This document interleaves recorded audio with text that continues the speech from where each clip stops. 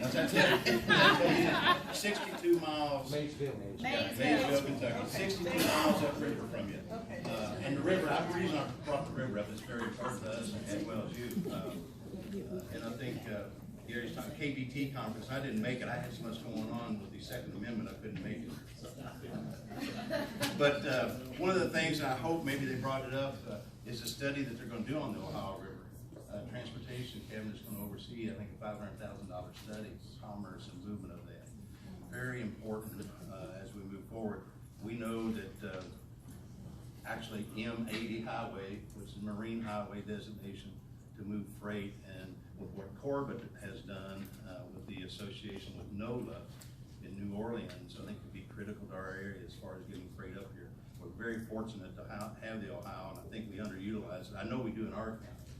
But you all have the foreign trade zone designation up here and use it quite more than we do. But I think what I've seen from going to Corbett is that some of the properties up here that developers would love to get a hold of, and we have some room for your port operators to come our way. And back in 15, when I came in office, we redesignated into the port of Greater Cincinnati, Northern Kentucky. There was some predictions that we might get to the top 10, top 5. Actually, you're sitting in the #1 inland water port in the United States of America, surpassed Huntington, which is saying a lot. So there's a lot of commerce moving through this area by river. We have rail in Mason County too, that also ties us into your area. So we think logistically we're sitting in a very, very good place. We are a county that's approximately 60 miles to the east of you. We are a county that does have planning and zoning, which a lot of rural counties do not. I think that's a benefit and asset to us. It helps us protect people's property from being infringed upon a neighboring property. Chuck, Judge, I tell you, that's one of the hardest things you'll deal with. We deal with it. We just appointed somebody new to our solid waste coordinator, doing a great job to get the properties cleaned up. That's a tough battle. As far as real estate, we've seen our real estate prices go up. Our realtors in our area are very happy with what's happening in our market. They will tell you that property that is at market price and market value is moving extremely fast. And we have had some jobs in the area that have left across the river in Ohio. 2 power plants just decommissioned. And you're talking about 500 good paying jobs. But we have been able to add some industry, and very, very good industry, as I was talking to Jim earlier before it started, that are more career type jobs. PPI is Precision Pulley and Idler out of Pella, Iowa. And virtually in the baggage and package handling is what their facility in Maysville will do. It will be the facility you come and visit if you're seeing them about conveyor systems. They're in a World Hub in Louisville is one of their big customers. Will be FedEx, Amazon. Those are customers they work with. So logistically, we were in a good spot for them, being here in Kentucky with those customers of theirs being here. Pella, Iowa had, believe it or not, Pella, Iowa was about under 2% unemployment. They had property and they could build, but they didn't have workers. Because of the power plant closure, it gave us some labor force. And when I came in office, we were at 7.7% unemployment. Today we're set at 5. So we have been able to withstand some of the closure that has happened in our area. We used to have a large employer by the name of Emerson Electric. Emerson Electric was a large employer at one point in time when almost 2,000 employees, kept shrinking in numbers, where now they just have a staff of office workers. And the odd thing about that is that Emerson is a company that bought Van Gorp Pulley out in Pella, Iowa. And 5 of those guys who worked at Van Gorp said, I'm not working for a big company. They started PPI. So PPI is kind of in a way coming back home. And we had a lot of people from our area that had gone out there and managed Van Gorp when that transition took place. EnviroFlight, I don't know if anybody's heard of EnviroFlight, but I'm sure that you have heard of Darling Industries. Now, Darling just completed the buyout and owns 100% of EnviroFlight. Now, EnviroFlight's not really what you think. They raise black soldier fly larvae for protein supplements and feed, and just are selling everything as fast as they can produce it. So we look for expansion to even happen there. EnviroFlight was a company company that started up. Their build design. Judge Moore actually sent me a text about a friend of his who was working on that design build project. And we helped them with some permitting and getting to Frankfurt and everything out in front of the inspection that was going to take place. So that went really well. They'll eventually, had estimates of 130 or so employees, but we feel now with Darling buying and some expansion, it'll go over that. Likewise with PPI, they're going to be over 100 employees. It is an employee-owned company. So those jobs, those two places that we just landed in the last couple of years, they're your employees who can buy houses, buy cars, raise a family. That's what Maysville, Mason County needed. So we have landed those two. We have another company coming that they've already entered into the lease, have their equipment on order. And we help them out with the CDBG grant for their equipment. Is Patient Tech. And Patient Tech does sensory fabric material and was actually in the healthcare industry as far as the bladders and beds to prevent bed sores. They've gotten into the sports industry. They actually have fabric they can put in helmets to measure impacts. A football player, I was telling Jim, they've met with schools on the high school and the collegiate level and very receptive to it. Pros don't want anything to do with it because they have multi-million-dollar contracts, so they don't want to know when the, but it's very interesting to talk to them. So what we've seen is there's technology, there's the growth market that PPI has that will be here for a long time. People are ordering online, they're not going to the brick and mortar stores. They also have targeted airports. Airports, they say all major airports need an upgrade on their baggage handling. So they see this market there and a need to meet it. So we feel like that company is going to be tremendous for us. Retail side, our stores are full. We don't have hardly any dark stores. In fact, we have the need for more retail. And there was a deal while we were talking, and when Judge Moore was talking, there was a deal that flashed up. A $45 million deal on the purchase of some retail shopping centers, one of which, there were 6 in that deal, I believe, $45 million deal. One of them is actually in Maysville, the Midland Atlantic Market Square place. We're getting a lot of looks. Our Economic Development Conference, when it popped up visits to Kentucky and outside of the major metropolitan areas, the #1 place, Maysville, Mason County. And actually led the second place about twice as many. So we're getting a lot of looks. We have a real good relationship going on with Frankfurt. We hope to continue that.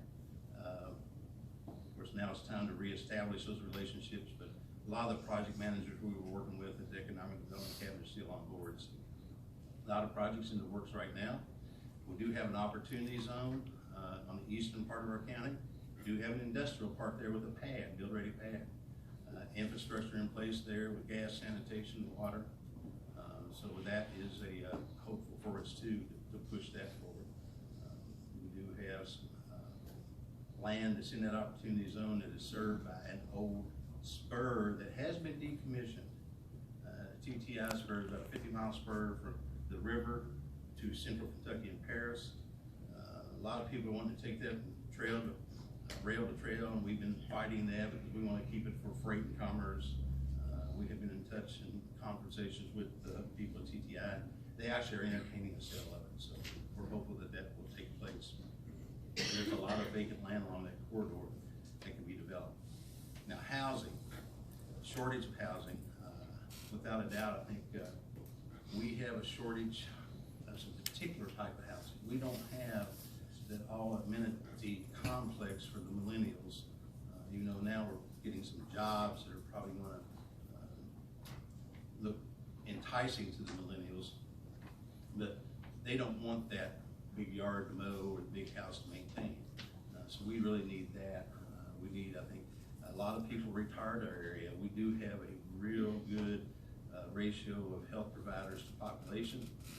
So there's a large amount of our population that is retired. So that townhouse type setting is what one complex is really a townhome type, and it just stays full.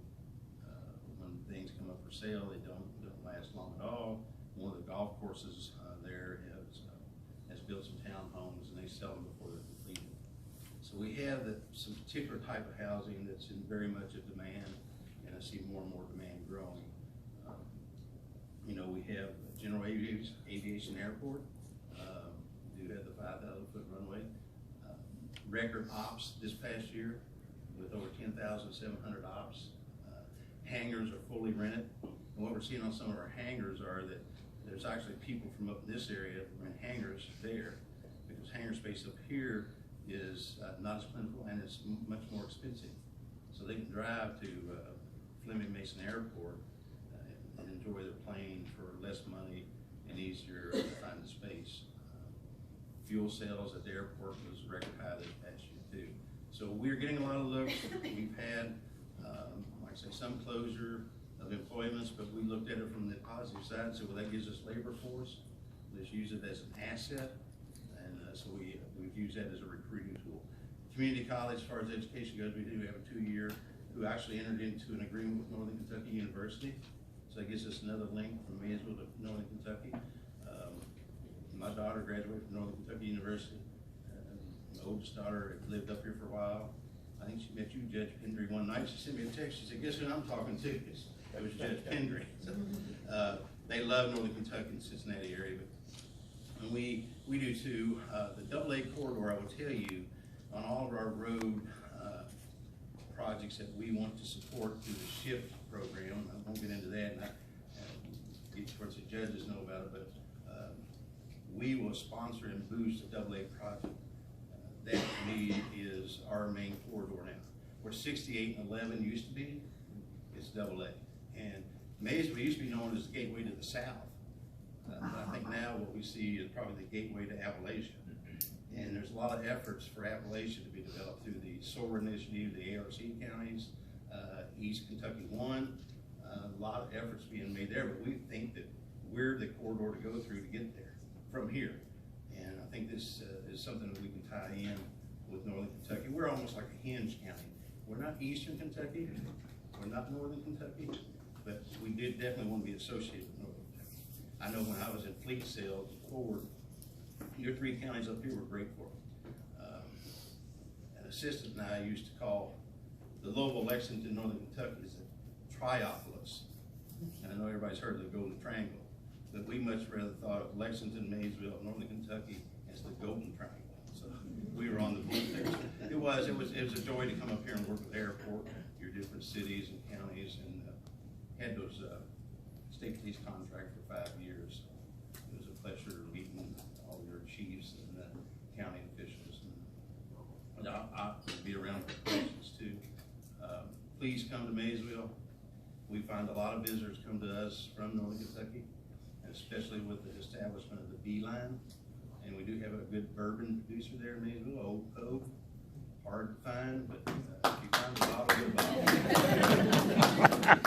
Actually, there were several bottles of Old Cove involved in the PPI recruitment. now those guys come here from Pella, Iowa, they go by the case. But I'll leave it at that, and again, thank you for inviting us up, because it's important to us to have a relationship with you. The only thing that we just probably dislike about Northern Kentucky is Bishop Brossart went into 2A girls age. And then you have Jim Shack come down there with these road horses and road ponies, takes the blue ribbons. But other than that, we love you.